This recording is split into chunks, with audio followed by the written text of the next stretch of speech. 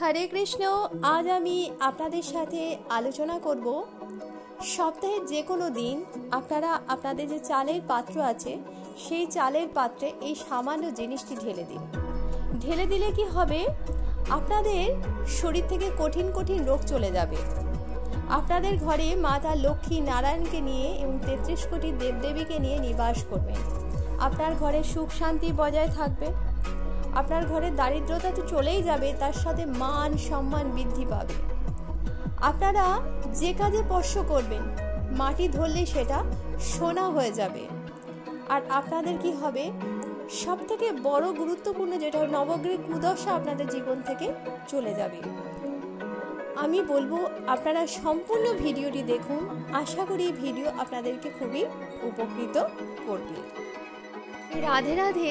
আমাদের বাড়িতে চালের পাত্র হলো একটি খুব গুরুত্বপূর্ণ জিনিস। আপনারা বলবেন চালের পাত্র সেটা আবার গুরুত্বপূর্ণ জিনিস কি করে?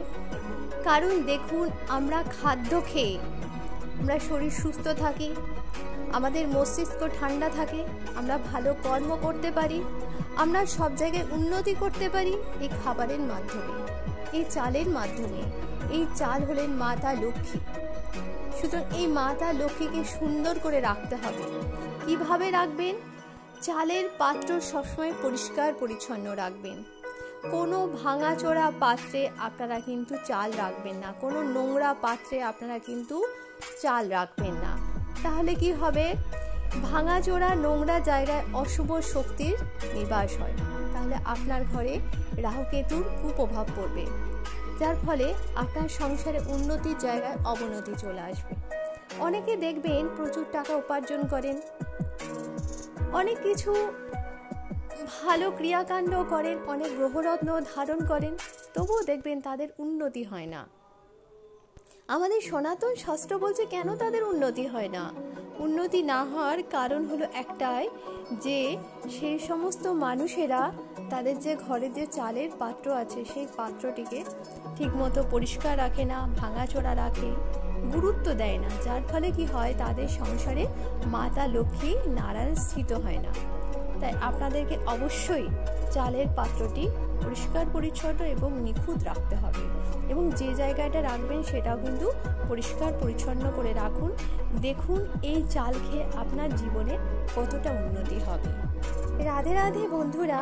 চালের পাত্রে আপনারা যে জিনিসটি রাখবেন সেটি হলো, আপনারা ছবিতে দেখছেন যে এলাচ, এই এলাচ নেবেন 3টে নিখুঁত এলাচ, সবুজ রঙের হলে বেশি ভালো হয়।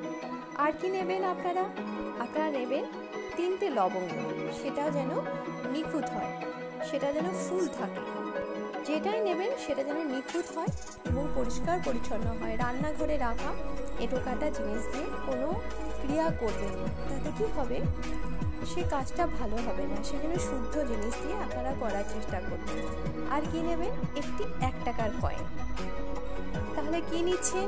3টে এলাচ নিচ্ছেন, 3টি লবঙ্গ নিচ্ছেন, আর একটি 1 টাকার কয়েন নিচ্ছেন। এই 3টে জিনিসকে একটা লাল কাপড় কিনবেন। দশকর্মার দোকানে কিনতে পাওয়া যায়, ছোট লাল রুমালের মতো সুতির কাপড় কিনতে পাওয়া যায়। সেই কাপড় কিনে আনবেন।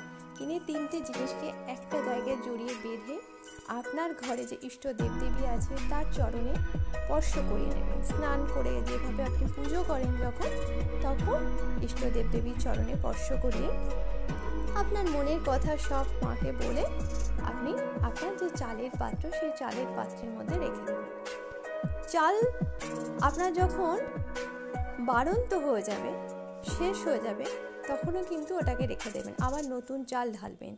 আর একটি বিষয় কি বন্ধুরা, আপনারা চালের ড্রাম কিন্তু কখনোই ফাঁকা করবেন না, বাড়ন্ত রাখবেন না। চালের পাত্রে চাল থাকতে থাকতে চাল ঢালবেন। তাহলে কি হবে, আপনার ঘরে মাতা লক্ষ্মী সবসময় বিরাজিত থাকবে। আর ওই চাল খেয়ে যখন আপনি কোথাও যাবেন তখন আপনার শরীর স্বাস্থ্য ভালো হবে, মন ভালো হবে, নবগ্রহের কুদশা চলে যাবে। যদি কঠিন কঠিন বাধা আপনার জীবনে আসে সেগুলো কেটে যাবে। যদি কোনো অ্যাক্সিডেন্টে মৃত্যুও লেখা থাকে না, তবুও সেটা চলে যাবে। আর এই জিনিসটিকে যখন আপনারা রাখবেন তখন আপনারা অবশ্যই প্রভু রামের নাম করবেন 3 বার, তারপর একবার হনুমান চালিসা করে প্রণাম করে ওটিকে রেখে দেবেন। দেখবেন আপনার জীবনে কত উন্নতি হবে সেটা আপনি নিজেই হাতে নাতে রাধে রাধে বন্ধুরা, আপনারা দ্বিতীয় যে জিনিসটি আপনারা চালের পাত্রে রাখতে পারেন সেটি খুব সামান্য জিনিস, গাঁটি হলুদ বা কাঁচা হলুদ। দেখবেন দশকর্মার দোকানে শুকনো গাঁটি হলুদ কিনতে পাওয়া যায়, যদি না পান তাহলে কাঁচা হলুদ হলেও হবে। আর কি নেবেন আপনারা, একটা সুপারি নেবেন। দেখবেন সুপারিও আপনারা দশকর্মার দোকানে কিনতে পাবেন। তাহলে এক টুকরো গাঁটি হলুদ আর একটা সুপারি নেবেন। আর কি নেবেন, একটি 1 টাকার কয়েন, 16 আনা। 16 আনা কি করে, একটা আগে 16 আনা বলা হয়, সেটা আপনার জীবনের 16 আনা মনোবাসনাকে পূর্ণ করবে। তাহলে আপনারা এই 3টে জিনিসকে নেবেন। আর সাথে নেবেন একটি ছোট লাল কাপড়, সেটাও আপনারা দশকর্মার দোকানে পেয়ে যাবেন।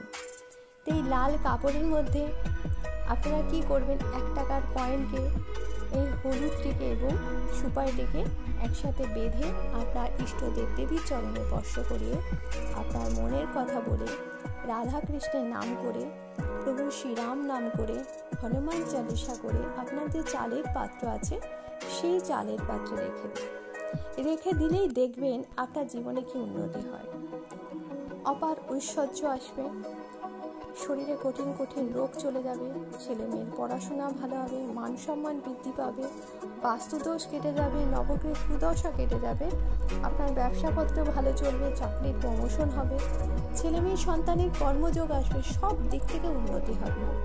আপনারা এই ক্রিয়াটি একবার করে দেখুন, দেখলেই আপনারা নিজেই হাতে নাতে বুঝতে পারবেন।